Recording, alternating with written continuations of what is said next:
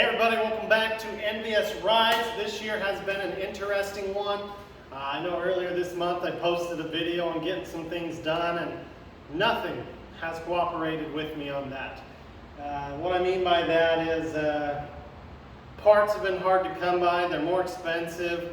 The other day I wanted to go take Frostbite and get back to what I used to do and bring you guys along. I come out, brand new tire that was just put on, doesn't even have probably 2 miles on it, sitting on rim. I'm like, you gotta be kidding me.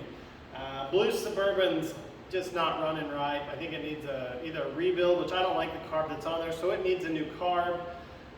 Mustang hasn't been able to come back over here and get that rear end done because this is on here, and unfortunately Jegs hosed me. I tried Jegs because I just wanted to try it. I wanted to have options in the world of getting parts. I've been using Summit for so long that I was like, you know what?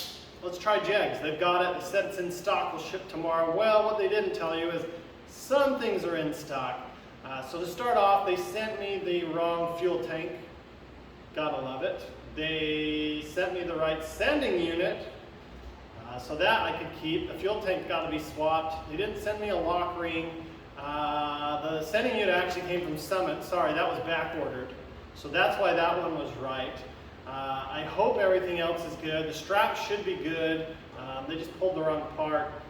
They worked with me. They tried to find me another sending unit. I ended up waiting. It's been behind. This thing's been up on the lift for like a month now. Getting parts is ridiculous, and what used to cost, you know, like in the example of the carburetor, where it used to be a little under 300 bucks for a nice 600, 650, is now 400. So it's gone up. Everything's gone up. I looked for a used one that I could rebuild. I couldn't find one that was worth my time and effort. You know, I used to be able to find a carburetor for 60, 80, 100 bucks.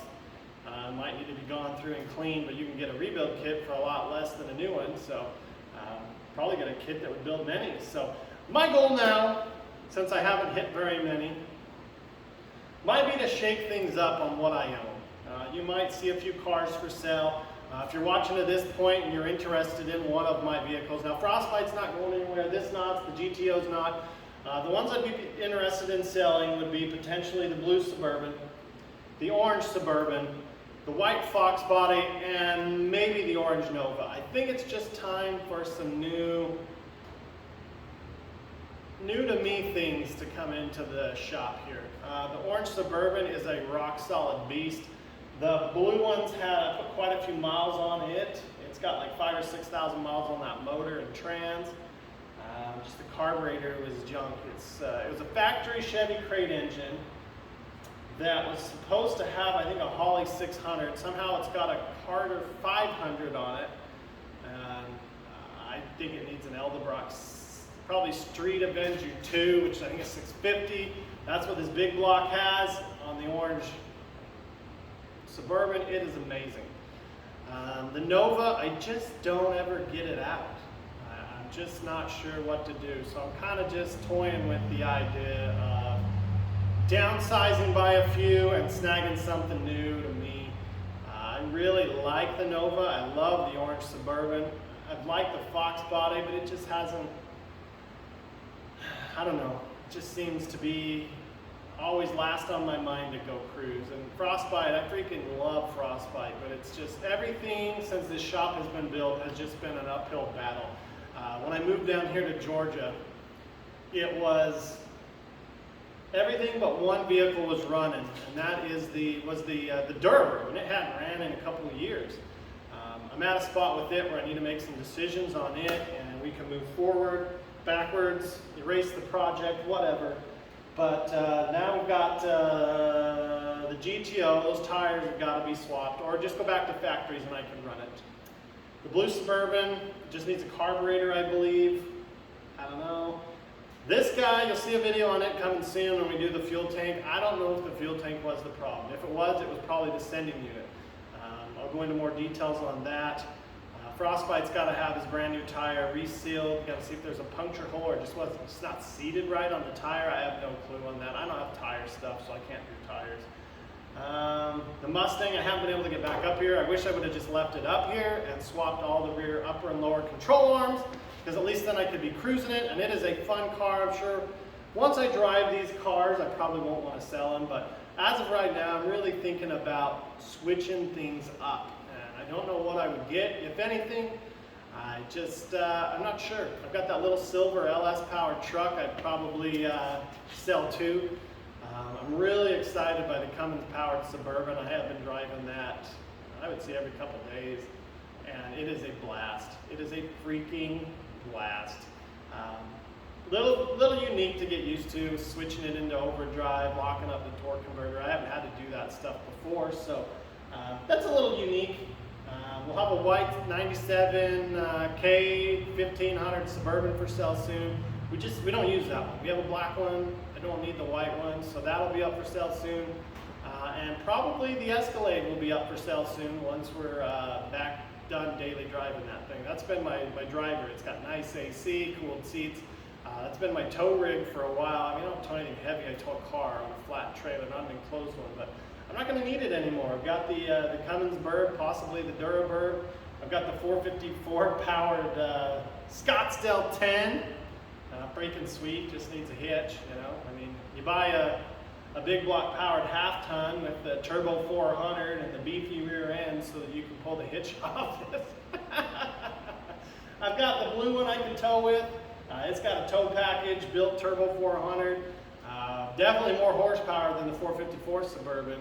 I don't think as much torque. I would bet that big block 454 has a little more torque, but I think that 350 is rated at 330 horse, 380 pound-feet of torque. That's no slouch.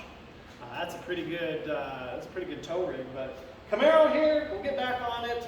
I have just been really frustrated lately, kind of just haven't even wanted to come out here. Every time I come out, I bring my stuff out. You see the tools are over there. I bring my stuff out, I get into this thing, and something's wrong. They sent me something wrong.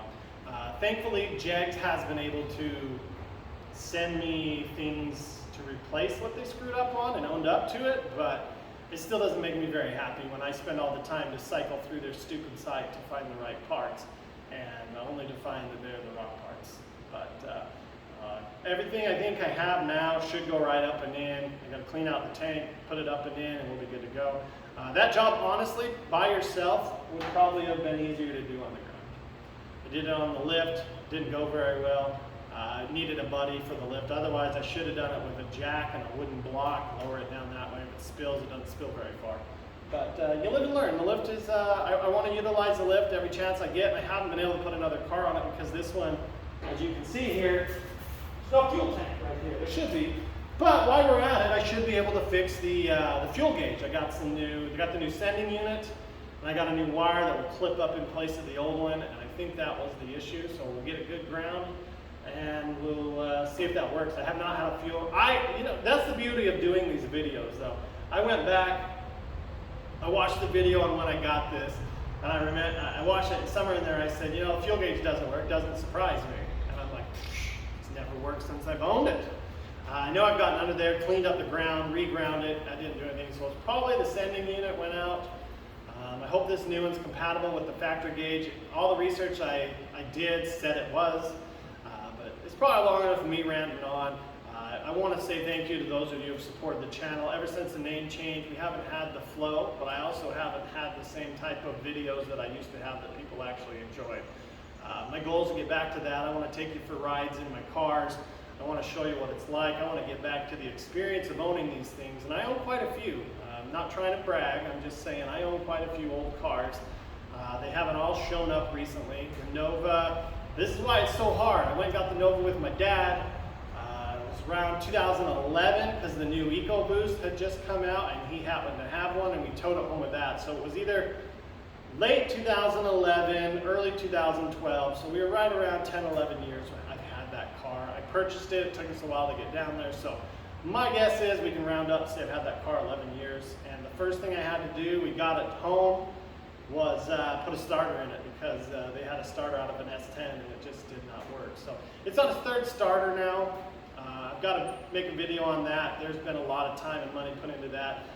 But again, I wanted to pull it up here and go over that so you could see under it, see how clean it is. So Hopefully before I list it, before it sells, I can get it up on this lift and you guys can actually see how clean it is. The other car that is just unbelievably clean is the GTO. And I've had that up on a lift. It was at an exhaust shop because I needed to get some stuff welded in and I wanted it. On that car, I want it done right. On these other cars, I don't care. I'll bolt them in, I'll weld them myself, don't really care. But on that car, I want it done right. So I got that up. That thing is the cleanest car I've ever seen for being a 69. I mean, that thing is old, but it is just so, sorry, it's got bit by a spider, dang it.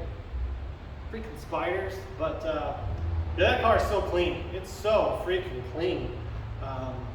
You gotta love it. You gotta love it. I'm very fortunate. No way, shape, form, I want you to feel bad. I can't catch a break when it comes to these cars right now. I mean, I'm on a roller coaster ride. Like early this year, we were up, everything ran, everything worked, nothing needed much. Now we're down. We're gonna get back up, only to come down again. That's the problem with these older cars. If you haven't noticed, there's always something to do. I probably will not run out of content. And if I do, then I go drive them. But I need to get back to where I'm enjoying what's running besides just going from fix to fix to fix. With that, hopefully you'll hit the like button, subscribe, keep me motivated, keep me going, and I just need to get back out here and film, stop being a little pussy, and just fix stuff, get her moving and go. So I'm gonna go make sure I don't die from the spider bite. I won't die, but I'm gonna go out, probably do a little mowing, and hit this hard tomorrow.